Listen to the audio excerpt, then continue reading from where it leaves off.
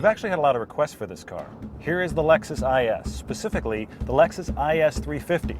Steadily, Lexus and Infiniti are creating a car to compete with the 3 Series in every possible category. One of the only ones that was left was to create a convertible version. So this is the new IS350C. I think most folks are going to be looking for something that is just going to cruise.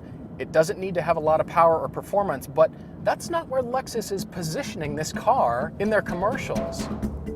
The IS is supposed to be the sexiest thing on wheels, the raucous Lexus that's never existed. I don't know, it's still a Lexus.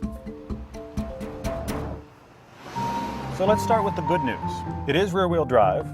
It is a 3.5-liter V6. But the downside to that convertible setup is the incredibly small back window. I'm looking through a letterbox on the front of a door. It's a nice place to sit. The seats are great. A lot of the materials are excellent. But in some places, there's a lot more texture than there needs to be, and the plastics become pretty hard. While this is Toyota, this isn't the Camry. This is a Lexus here, and it should be better.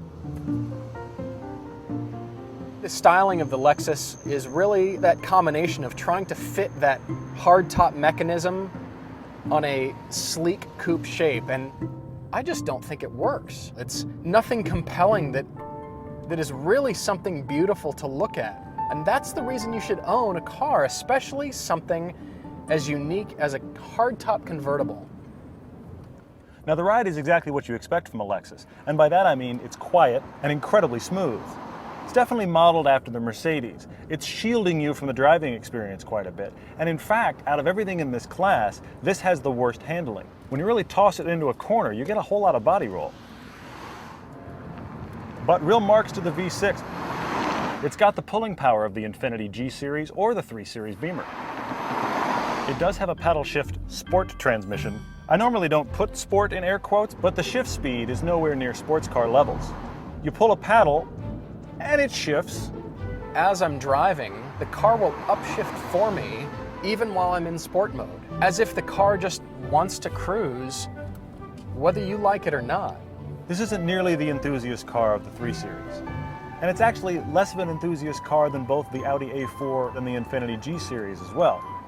The Lexus IS suffers from the same problem that every Lexus does, and that it's so good, it's just flat out boring. The materials are fine, it drives fine, but this car isn't even vanilla. It's vanilla with vanilla flavoring on top. If you already like Lexus, this is actually a really great car. I know a few Lexus owners, and they love their vehicles, and they love that they can be going 85 on the freeway and not realize it. I want to realize it. I want to be involved. It's a good car. If that's what you're looking for when you're buying a convertible, it's going to be fine.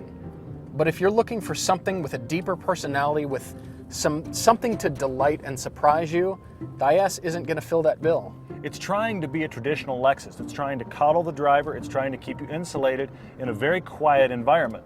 But yet it's being marketed as an enthusiast car, and it really isn't. It's a sporty Lexus, but let's put it in that category.